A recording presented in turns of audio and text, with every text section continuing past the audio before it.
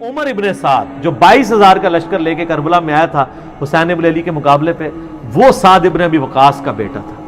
اور آپ دیکھیں عجیب بدقسمتی اس شخص کی کہ سعد ابن ابی وقاص نے ہی وہ پرشین امپائر گرائی ہوئی ہے، عراق، ایران، یہ کوفہ، یہ سارا حضرت سعد نے فتح کیا ہوا ہے، عشرہ مبشرہ میں سے ہیں۔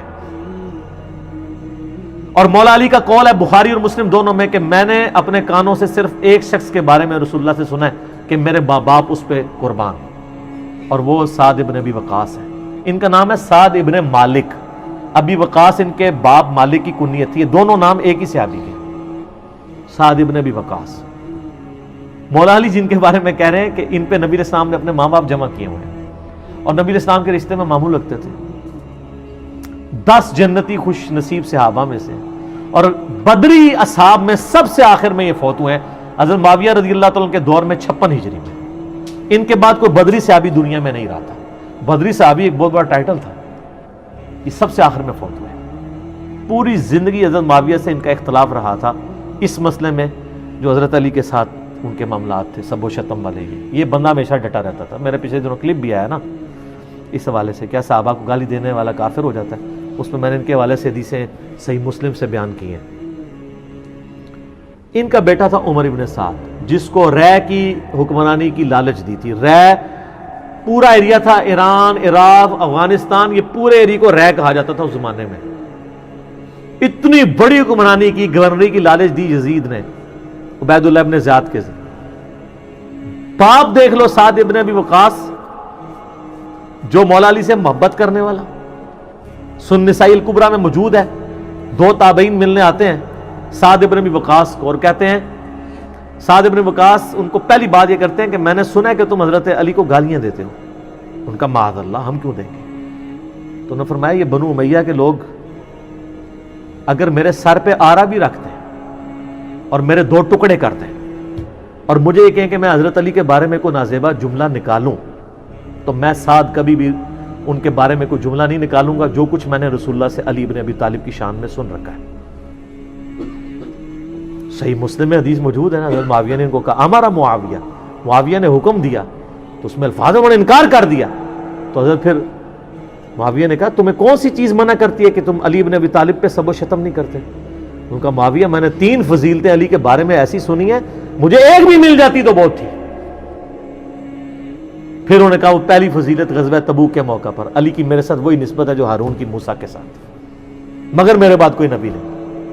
دوسری فضیلت خیبر کے موقع پر کل اس شخص کے ہاتھ میں جھنڈا دوں گا جو اللہ اور اس کے رسول سے محبت کرتا ہے، اللہ اور اس کے رسول سے محبت کرتا ہے۔ ہم پوری رات اس خوشی سے سوئے نہیں کہ کون ہوگا وہ بندہ، علی کو دیا جھنڈا۔ اور مسلم میں آگے الفاظ ہیں کہ حضرت عمر کہتے ہیں مجھے پوری زندگی رشک رہے گا کہ اس دن جھنڈا مجھے نہیں ملا، علی کو ملا۔ اور تیسری فضیلت سن معاویہ، جب نجران کے عیسائی آئے تو آیت مباہلہ نازل ہوئی، آیت نمبر 61 آل عمران کی، تو نبی علیہ السلام اپنے بچوں میں سے حسن و حسین، فاطمہ اور حضرت علی کو لے کے اور کہا اللہ میرے یہ اہل بیت ہیں۔ یہ تینوں فضیلتیں، اور ابن ماجہ میں ایک چوتھی فضیلت بھی ہے کہ آپ نے غدیر خم پہ فرمایا تھا من کنتم مولاہ فہذا علی مولاہ، میرے پاس ان میں سے کوئی ایک بھی ہوتا تو بہت تم مجھے علی کے بارے میں بات کرتے ہو۔ یہ باپ تھا علی کا صحیح شیعہ، علی کی پارٹی کا بندہ، علی کا چاہنے والا، پوری زندگی ڈٹا رہا، اور بیٹا آگے سے کیا نکلا ہے تو کوئی مسئلہ نہیں۔ حضرت نوح پیغمبر کا بیٹا کافر نکل سکتا ہے، تو حضرت سعد کا کیا مقام ہے حضرت نوح کے مقابلے پہ؟ یہ بیٹا تھا عمر ابن سعد، اور اس کے جو لچھن ہیں وہ شروع سے ہی برے تھے۔ آپ مسلم شریف اٹھائیں نا، مسلم شریف میں بالکل اینڈ پہ نا آپ کو ایک چیپٹر ملے گا کتاب الزہد، دنیا سے نفرت پیدا کرنے والی حدیث ہے۔ اس میں انٹرنیشنل نمبر کے مطابق ایک حدیث ہے، یہ میں چونکہ مجھے یاد اس لیے میں نے کافی لوگوں کو بتائی ہے، 7432 صحیح مسلم میں۔ ابھی یہ کربلا ہوئی نہیں ہے، کچھ بھی نہیں ہوا، حضرت سعد ابن ابی وقاص بھی زندہ ہے۔ تو سعد ابن ابی وقاص اپنے کھیتوں میں ہل چلا رہے ہوتے ہیں یا وہ بیج والا کام کر رہے ہوتے ہیں، تو ان کے ساتھی کہتے ہیں اتنے میں ان کا بیٹا سامنے سے آتا ہے۔ تو حضرت سعد جب اپنے بیٹے کو دیکھتے ہیں عمر ابن سعد کو، تو کہتے ہیں اے اللہ اس سوار کے شر سے میں تیری پناہ میں آتا ہوں۔ حضرت سعد کو پتا تھا اس بچے نے کیا کام ڈالنے ہیں، وہ اپنی زندگی میں اسی بیٹے کے شر سے اللہ کی پناہ مانگا کرتے تھے. کہتے ہیں جب وہ قریب آیا تو آتے اس نے کہا ابا جی لوگوں نے تو حکومت بانٹ دی, کوئی گورنر بن گیا, کوئی بن گیا, تسی ایتھے بیٹھے جناب حلوائی پہ کر دیو. ہائے ہائے ہائے.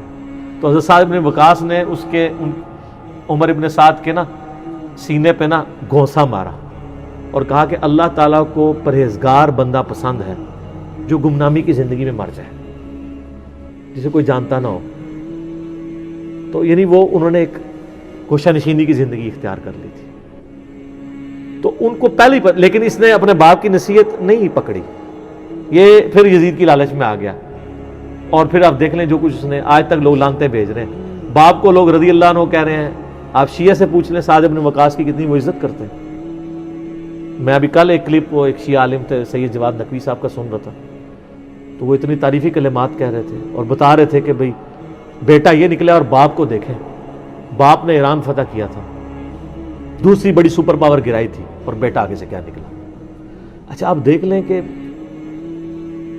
دین ایفرٹ کا نام ہے, یہ نہیں ہے کہ یہ وراثت میں ٹرانسفر ہو. انبیاء کی وراثت میں ٹرانسفر نہیں ہوئی ہے تو اور کس میں ہونی ہے؟